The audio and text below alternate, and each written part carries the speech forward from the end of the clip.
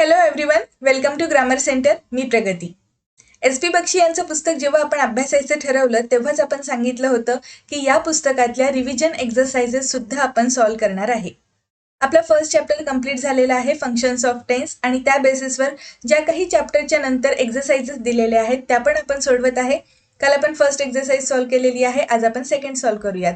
यामध्ये तुम्हाला जर आतापर्यंत जो काही पाठ झालेला आहे त्याबद्दल काही डाऊट असेल तर तुम्ही आधीचे लेक्चर्स बघू शकता. त्याचबरोबर आपल्या टेलिग्राम चॅनलवरती PDF अवेलेबल आहेत, त्या PDFचा सुद्धा तुम्ही अभ्यास करा.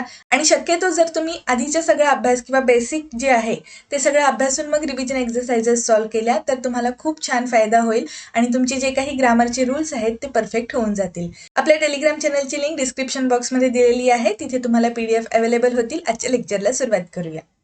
आज आपण एक्सरसाइज B बघूयात.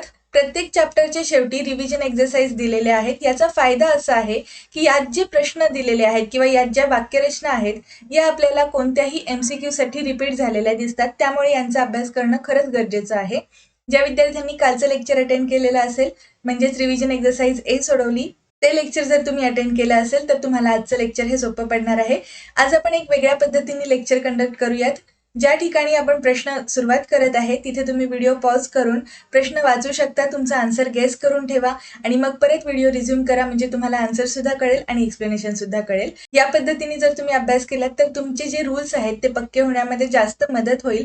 आणि कसं असतं, ज्यावेळेस आपण स्पून फीडिंग करतो त्यापेक्षा तुम्ही स्वतःहून डोकं किती चालवता हे सुद्धा मॅटर करतं. त्यामुळे तुम्हाला जर इंग्लिश व्यवस्थित शिकायचं असेल तर प्रयत्न करणं गरजेचं आहे आणि आपण अशा पद्धतीने हे लेक्चर कंडक्ट करू शकतो. त्यामुळे तुम्ही व्हिडिओ पॉज करून तुमचा आन्सर गेस करू शकता. आजच्या लेक्चरला सुरुवात करूयात. इन्स्ट्रक्शन्स काय आहेत या रिव्हिजन एक्सरसाइज साठी? 3 वाक्य दिलेली असणार आहेत. असे एकूण 20 सेट आहेत आपल्याकडे क्वेश्चन्सचे. यामध्ये प्रत्येकी 3 वाक्य आहेत आणि त्यातलं कोणतं वाक्य योग्य टेन्स नुसार बनवलं आहे ते बघायचं आहे. वाक्यरचना चूक का बरोबर हे नाही ओळखायचं, फक्त त्यात वापरलेला जो काही टेन्स आहे तो योग्य आहे की नाही हे आपल्याला बघायचं आहे. फर्स्ट जे सेंटेन्स आहे, फर्स्ट सेट जो आहे 3 क्वेश्चन्सचा, तो आपण बघूयात. यामध्ये कोणतं वाक्य टेन्स नुसार परफेक्टली वापरलं गेलं आहे ते आपल्याला ओळखायचं आहे. सुरुवात करत आहे. ए सेंटेन्स आहे, by 5 o'clock yesterday I caught only 1 fish. Second आहे, by 5 o'clock yesterday I will have caught only 1 fish. Third sentence आहे, by 5 o'clock yesterday I had caught only 1 fish.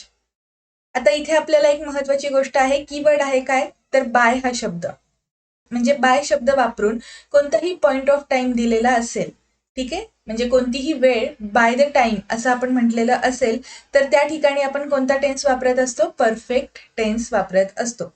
यात एक महत्वाची गोष्ट बघा, सेकंड सेंटेन्स जे आहे इथे आपण यस्टरडे म्हणजे काल, भूतकाळाबद्दल बोलत आहे आणि त्याच्या पुढचं जे वाक्य दिलेलं आहे तिथे विलचा वापर दिसतो जे भविष्यकाळ दाखवतं. त्यामुळे ही वाक्यरचना पूर्णतः चुकीची आहे. फर्स्ट सेंटेन्स मध्ये आपल्याला इथे आय कॉट ओनली 1 fish इथे V2 चा वापर केलेला दिसतो, म्हणजे हे सेंटेन्स आहे सिंपल पास्ट मध्ये. पण आपण काय म्हणत आहे, बाय द टाइम किंवा मग बाय नंतर कोणताही एखादा पॉइंट ऑफ टाइम दाखवणारा शब्दसमूह दिला असेल तर आपण त्या ठिकाणी परफेक्ट टेन्सचा वापर करत असतो आणि म्हणून आपल्याला इथे परफेक्ट पास्ट टेन्सचा वापर करणं योग्य ठरतं. परफेक्ट पास्ट टेन्स मध्ये आपण हॅड नंतर V3 चा वापर करतो, त्यामुळे सेंटेन्स सी मध्ये जी वाक्यरचना आहे ती बरोबर आहे. फर्स्ट क्वेश्चन मध्ये सी सेंटेन्स करेक्ट आहे हे आपल्याला कळतं. सेकंड सेंटेन्स काय आहे ते बघूयात. आपण पहिल्यांदा तिन्ही सेंटेन्सेस वाचून घेऊयात आणि मग कोणतं बरोबर आहे ते बघूयात. फर्स्ट सेंटेन्स आहे, after she had rested for a while she started on her journey. Second, after she rested for a while she started on her journey. Third आहे, after she rested for a while she had started on her journey. यातलं second sentence जे आहे हे आपण पहिल्यांदा eliminate करू शकतो, कारण इथे 2 ऍक्शन्स दाखवलेले आहेत आणि दोन्हीही सिंपल पास्ट मध्ये दिसतात. आपण आधीच बघितलेलं आहे की सिंपल पास्ट टेन्स हा फक्त सिंगल ऍक्ट दाखवण्यासाठी वापरला जातो आणि या ठिकाणी रेस्ट करण्याची त्याचबरोबर जर्नी स्टार्ट करण्याची या 2 क्रिया दिसत आहेत आणि दोन्ही पास्ट टेन्स मध्ये वापरल्यामुळे ही वाक्यरचना चुकीची ठरते. त्याचबरोबर आणखीन एक महत्वाची गोष्ट आहे ती म्हणजे जी प्रिसिडिंग ऍक्शन असते, म्हणजे आधी घडलेली ऍक्शन जी आहे ती दाखवताना, तिला एम्फसाइज करताना आपण अशा ठिकाणी परफेक्ट टेन्सचा वापर करत असतो. या ठिकाणी 2 ऍक्शन्स दिसत आहेत. पहिली जी ऍक्शन आहे ती आहे रेस्ट करण्याची आणि नंतर जी ऍक्शन झालेली आहे ती आहे स्टार्टची. त्यामुळे आपल्याला परफेक्ट टेन्स प्रिसिडिंग ॲक्शनला दाखवायचा होता. त्यामुळे जी आधी घडलेली ॲक्शन आहे ती आपल्याला परफेक्ट पास्ट टेन्समध्ये असणं गरजेचं होतं. बरोबर. त्यामुळे परफेक्ट पास्ट टेन्समध्ये असलेली पहिल्यांदा जी वाक्यरचना दिलेली आहे ती बरोबर असेल, आफ्टर शी हॅड रेस्टेड, म्हणजे तिने आराम केलेला होता, त्यानंतर she started on her journey. Okay, या ठिकाणी आपण पास्ट टेन्समध्ये बोलत आहे. फर्स्ट सेंटेन्स जे आहे इथली जी प्रिसिडिंग ॲक्शन आहे ती महत्त्वाची आहे, म्हणून इथे परफेक्ट पास्ट टेन्स वापरला. आणि सेकंड ठिकाणी आपण सिम्पल पास्ट किंवा मग इंडेफिनेट पास्टचा वापर केलेला दिसतो. त्यामुळे सेकंड क्वेश्चनचा आन्सर असणार आहे sentence A is correct. Third question बघूयात. For the last 6 months I am working on the thesis. Second आहे for the last 6 months I have been working on the thesis. आणि third sentence आहे for the last 6 months I have worked on the thesis. या ठिकाणी ही जी time phrase आहे for the last 6 months हे खूप महत्वाचं आहे. आपण इथे काय म्हणत आहोत, या ज्या थिसिसवर जे काम केलं जात आहे हे गेल्या 6 महिन्यांपासून चालू आहे. म्हणजे definitely some action is complete. बरोबर, काहीतरी जी ॲक्शन असणार आहे ती अर्धवट का असेना पण काही प्रमाणात ते काम पूर्ण झालेलं आहे आणि अजूनही ती क्रिया कंटिन्यू आहे. म्हणजे आणखीनही त्या थिसिसवरती काम करणं चालू आहे. मग अशा वेळेस आपण काय करत असतो, परफेक्ट कंटिन्युअस टेन्सचा वापर करतो. म्हणजे काही काळापुरती ती क्रिया पूर्ण होऊन आणखीन देखील ती क्रिया पुढे कंटिन्यू राहत आहे हे दाखवताना आपण कोणता टेन्स वापरत असतो, परफेक्ट कंटिन्युअस टेन्स. यामुळे आपण या ठिकाणी सेंटेन्स बी जे आहे हे करेक्ट समजूयात आणि थर्ड क्वेश्चनचा आन्सर असणार आहे सेकंड, म्हणजे बी सेंटेन्स जे आहे ते करेक्ट आहे. फोर्थ क्वेश्चन बघूयात. I have been writing 6 letters since morning. B sentence आहे I have written 6 letters since morning. आणि थर्ड सेंटेन्स आहे I am writing 6 letters since morning. या ठिकाणी सिन्स मॉर्निंग हा शब्द दिलेला आहे. बरोबर, त्याचबरोबर आणखीन एक कीवर्ड आहे आपल्यासाठी, तो म्हणजे 6 letters हा शब्द. आतापर्यंत 6 पत्र लिहिलेली आहेत. बरोबर, हेच आहे हे वाक्य.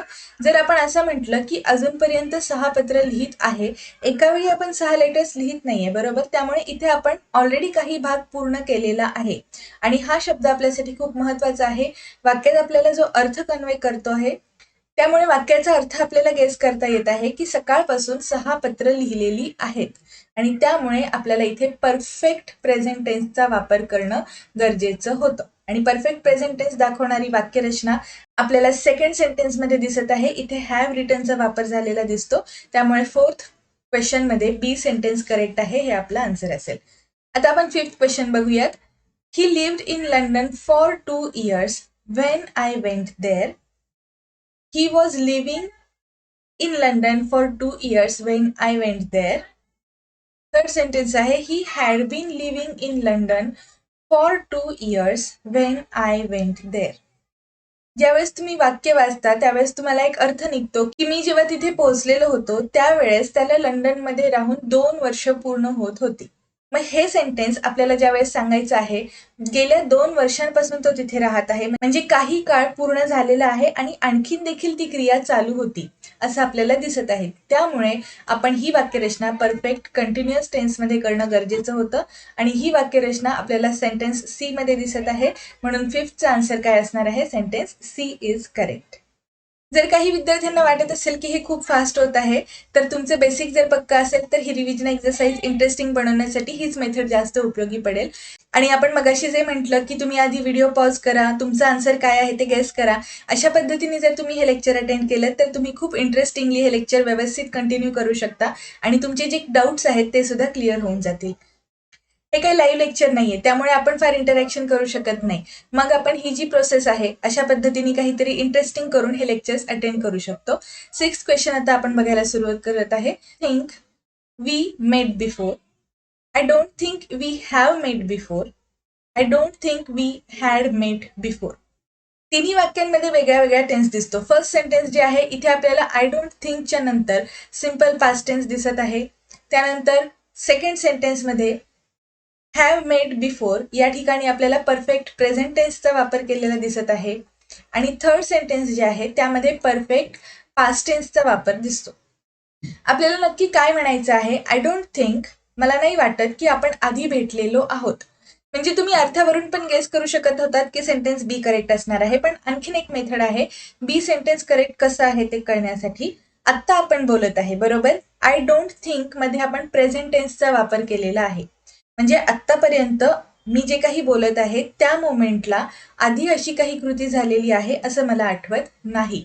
आणि मग आत्ता जे काही आपण प्रेझेंट वर्तमानात बोलत आहोत ते होत असताना आत्तापर्यंत तरी मला काही आठवत नाहीये. पास्ट पासून जरी मी विचार केला तरी मागच्या घडलेल्या गोष्टींमध्ये देखील मला काही आठवत नाहीये की आपण भेटलेलो आहोत. मग अशा वेळेस इथे आणखीन एक महत्वाचा रूल अप्लाय होतो, तो म्हणजे मी आधी देखील तुम्हाला सांगितलेलं आहे की ज्या वेळेस एखादी भूतकाळात घडलेली गोष्ट जर प्रेझेंटमध्ये रिलेव्हंट वाटत असेल, ओके, म्हणजे पास्ट ऍक्शन अजून देखील आपल्याला प्रेझेंटमध्ये रिलेव्हंट वाटत असेल तर त्या ठिकाणी आपण सिंपल पास्टचा वापर करण्याच्या ऐवजी परफेक्ट प्रेझेंटचा वापर करतो. ओके, त्यामुळे हा रूल खूप महत्वाचा आहे. हा तुम्ही जर आता नोट्स काढत असाल तर नोट्समध्ये व्यवस्थित लिहून घ्या की जर अशा ठिकाणी आपल्याला एखादा रेफरन्स मिळत असेल रिलेव्हन्सचा तर आपण ती वाक्यरचना परफेक्ट प्रेझेंट टेन्समध्ये करतो. त्यामुळे आपल्याला सेंटेन्स बी बरोबर आहे असं सांगायचं आहे. क्वेश्चन 6चा आन्सर असणार आहे बी सेंटेन्स. पुढचा प्रश्न बघूयात. The banks don't open on Sunday. Second sentence आहे the banks had not open on Sunday. Third sentence आहे the banks are not opening on Sunday. Generally हे वाक्य वाचल्यानंतर आपल्याला संडेला ही कृती होत नाही असं सांगायचं आहे. म्हणजे संडे हा आठवड्यातून एकदा तरी येतोच आणि ही नित्य नेमाने घडणारी गोष्ट आहे किंवा युज्युअल ऍक्शन आहे हे सांगायचं आहे. त्यामुळे आपण या ठिकाणी सिंपल प्रेझेंट टेन्सचा वापर करणार. यालाच आपण काय म्हणतो, इनडेफिनेट प्रेझेंट. इनडेफिनेट प्रेझेंट आपण कधी वापरतो, ज्यावेळेस एखादी गोष्ट रोजची आहे म्हणजे नेहमी घडणारी आहे असे सांगत असताना. आता इथे संडे काही रोज येत नाही, पण ज्यावेळेस नेहमी संडे येतो त्यावेळेस बँक्स ओपन नसतात. हे एक जनरल ट्रूथ आहे किंवा जनरल स्टेटमेंट आहे किंवा जनरल फॅक्ट आहे. तुम्ही याला काहीही म्हणू शकता. सो जनरल फॅक्ट्स दाखवत असताना आपण सिंपल प्रेझेंट टेन्सचा म्हणजेच इनडेफिनेट प्रेझेंटचा वापर करतो. म्हणून 7th आन्सर असणार आहे sentence A is correct. Next आहे I saw two robbers who prowled near the well. Second आहे I saw two robbers who are prowling near the well. आणि थर्ड सेंटेन्स काय आहे, I saw two robbers who were prowling near the well. या ठिकाणी देखील आता पहिलं जे वाक्य आहे यात आपण दोन ठिकाणी पास्ट टेन्सचा वापर केलेला दिसतो. म्हणजे सॉ आणि प्रॉल्ड या दोन्ही क्रियांमध्ये V2 चा वापर झालेला दिसतो. मग आपण काय म्हणतो की सिंगल ऍक्ट असेल तरच आपण सिंपल पास्ट वापरायचा, म्हणून इथे ही वाक्यरचना चुकीची ठरेल.